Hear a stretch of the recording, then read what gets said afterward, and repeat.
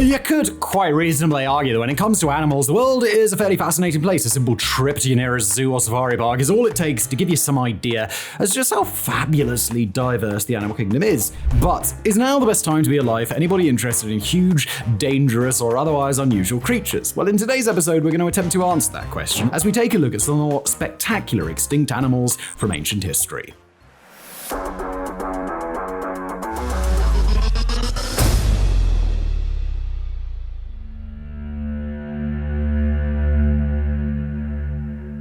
Whilst we still have some pretty big cats around today, the lion, for example, can extend to up to 9 feet or 2.74 meters and weigh in at over 200 kilos or 440 pounds. However, this monstrous killing machine pales in comparison to the size and powers of the Smilodon. So, what was it and when did it live? The Smilodon, or to use its proper name, Smilodon fatalis, is often referred to as the saber-toothed tiger. Although, in actuality, it's actually much more closely related to the modern-day lion, only it was a lot bigger. According to those who have studied recovered remains, these big cats could tip the scales at 750 pounds, that's 340 kilos, and could reach lengths of 11 feet or 3.5 meters. If all of that wasn't terrifying enough, they also come with some pretty devastating weaponry. Not only did they have claws, which some experts have claimed would have been capable of ripping through steel, there was also the teeth, which earns this cat its iconic nickname. Teeth, which could be up to 8 inches or 20 centimeters in length. While you may be thinking yourself lucky that you're not going to run into one of these awesome predators, our ancestors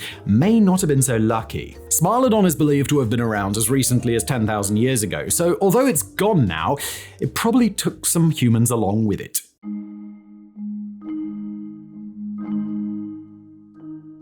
Androsaurus is perhaps the most interesting animal on this list, not least because we know so little about it. The main reason for that is that the only part of the animal that has ever been recovered is a single skull. Nevertheless, paleontologists are a clever bunch, or so they tell us, and after extensive study, they believe they have a reasonable description of what the animal might have looked like. So let's start with what we definitely do know. Discovered in Inner Mongolia during an archaeological dig in 1923 by Can Chuan Pao, a young paleontological assistant, the skull in and of itself is an exceptionally impressive specimen. Measuring 82.4 centimeters or 33 inches in length with a long pointed snout filled with a selection of teeth designed for cutting flesh and crushing bone, the Androsaurus has been described as an ancient carnivorous relative of the hippopotamus. Based on the study of other similar fossils combined with computer analysis, Androsaurus is believed to have stood at well over 6 feet tall at the shoulder and reached lengths of approximately 16 feet. As to what it might have eaten, given the type of teeth it had and the fact that the fossil was found quite close to the shoreline,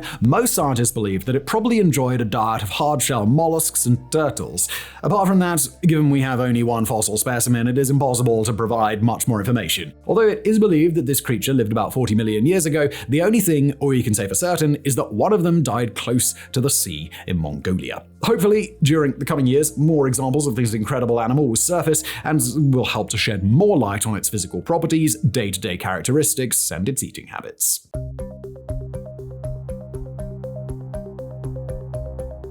Bears come in all shapes and sizes, from the comparatively diminutive sun bear, which stands at about 70 centimeters, that's 28 inches tall at the shoulder and weighs about 25 to 65 kilos, or 55 to 143 pounds, right through to the polar bear, which can reach 5 feet at the shoulder and weigh in excess of 770 kilos. Although you probably wouldn't consider this to be a small animal should you encounter one on a casual stroll through the Arctic, bear sizes are actually on the decline, and had you happened to have been alive 2 million years ago in what is now Argentina, you may have encountered something slightly more impressive: Archatherium angustidens, more commonly known as the South American giant short-faced bear. So just how did this colossus stack up against its modern-day equivalent? Well, according to researcher Leopoldo Solbelsen, a paleontologist who had the privilege of studying the fossilized remains of the largest example of this species ever to be found, quoting, "Based on measurements of the fossil's leg bones and equations used to estimate body mass, the bear would have stood at least 11 feet tall, that's 3.3 meters, on its hind legs, and would have weighed between 3,500 and 3,855 pounds, that's 1,600 to 1,750 kilos. In comparison, the largest recorded weight for a living bear is a male polar bear that attains the weight of 2,200 pounds or 1,000 kilos. Unlike the modern-day polar bear, however, the giant short-faced bear is believed to have been an omnivorous scavenger. Although it certainly would have been capable of taking down its own prey, its sheer size and power would have allowed it to steal the kills of other apex predators, such as the already mentioned Smilodon. Personally, we feel that fighting a Smilodon for its dinner was probably more effort than hunting for your own, but we're not going to argue with the experts.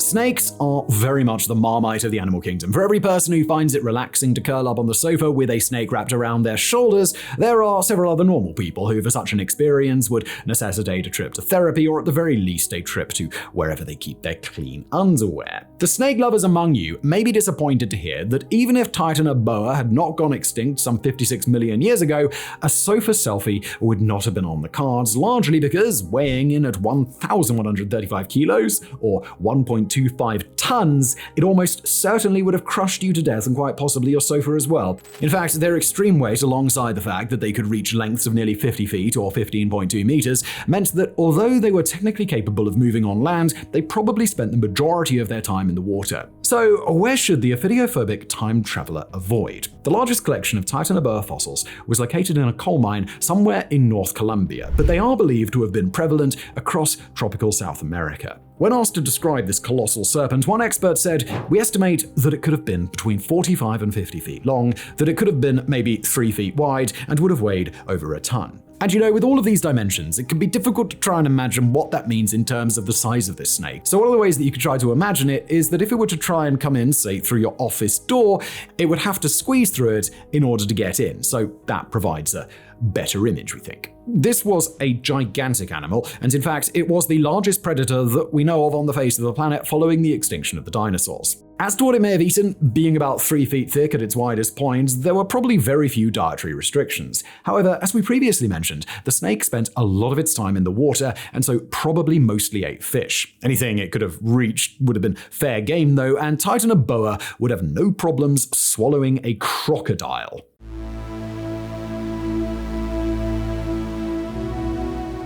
Not only is the next century another animal that would have coexisted with humans in the past, but as we shall soon discover, there is a very real possibility that they may do so again. Most directly related to modern-day Asian elephants, the woolly mammoth, named so because of its thick furry coat, could be found throughout the Mammoth steppe, which according to EOS, quote, at its greatest extent spanned from Iberia to eastern Siberia and across the Bering Strait into Alaska and Canada. Given that the word mammoth has now become synonymous with huge, just how big were they? Well, they were pretty big. On average, they stood between 3 and 3.7 meters, that's 10 to 12 feet, and could reach a staggering 7,300 kilos, or about 16,000 pounds. Unlike the majority of extinct species from the past, we have a little bit more than fossil records to go on. Thousands of fairly well-preserved specimens have been discovered under the permafrost in Siberia alone. Not only does this provide us with a unique opportunity to discover exactly what they ate, examination of the stomach content has revealed grass, sage, willow, and different types of flowers, it also means that we have quite a large collection of woolly mammoth DNA. Although the last woolly mammoth is believed to have died between 9 and 7,000 years ago, depending on who you ask, partly due to climate change and partly due to the fact that humans really can't resist hunting awesome animals to extinction, there may, for the first time in history, be an opportunity to bring a species back to our planet. Whilst this might sound like some crazy futuristic Jurassic Park-style movie, according to a company called Colossal Biosciences, who bill themselves as a de-extinction company, the woolly mammoth will be back by 2028. As reported by an article in Metro quoting, its dedicated team achieved a world-first breakthrough by successfully reprogramming pluripotent stem cells, iPSC, from elephants. These stem cells, which can theoretically turn into anything, bone, muscle, fat, keratin, etc., should be able to be genetically reprogrammed in order to recreate the woolly mammoth. Well, not quite the woolly mammoth. Woolly mammoth 2.0, if you will. As far as we understand it, the first calf will be born from an elephant mother and will possess many of the physical attributes of the woolly mammoth, such as the iconic fur and tusks. This, however, is only the first step. The end goal is to have herds of these beasts roaming wild in some of the colder climates that were originally their home. The research that has gone into this project may also have exceptionally beneficial ramifications for ordinary elephants. At the moment, almost 20% of all elephants born die from EEHV, or elephant endotheliotropic herpes virus, and it is hoped that this new understanding of elephant stem cells could help greatly reduce this number. However, as with all matters of genetic engineering, there are both ethical and bureaucratic bureaucratic issues that will have to be overcome. Should colossal biosciences be successful, they have plans to bring back other species, such as the dodo.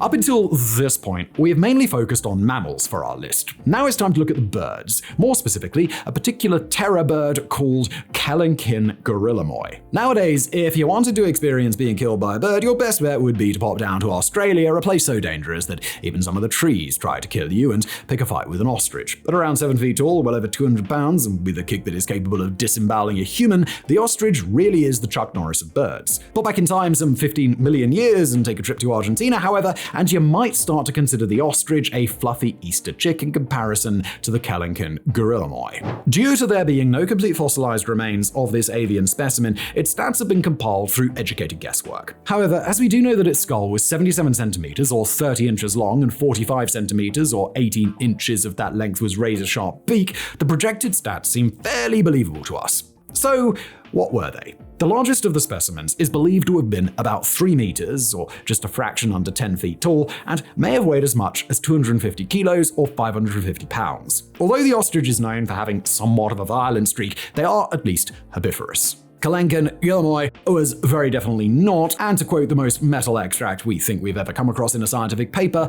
has a variety of killing techniques attributed to it, and these included using the hook tip of its large beak to inflict penetrating strikes against critical areas of its prey, to violently shaking small prey in its beak, to even throwing it against the ground to kill it and breaking its bones before swallowing. Although it was once believed that these birds may have also been scavengers, this theory is now much less popular, mainly because it is now understood that they would have little to no useful sense of smell, and so it would have been difficult for them to seek out decomposing remains. For this bird, it was all murder, all the time.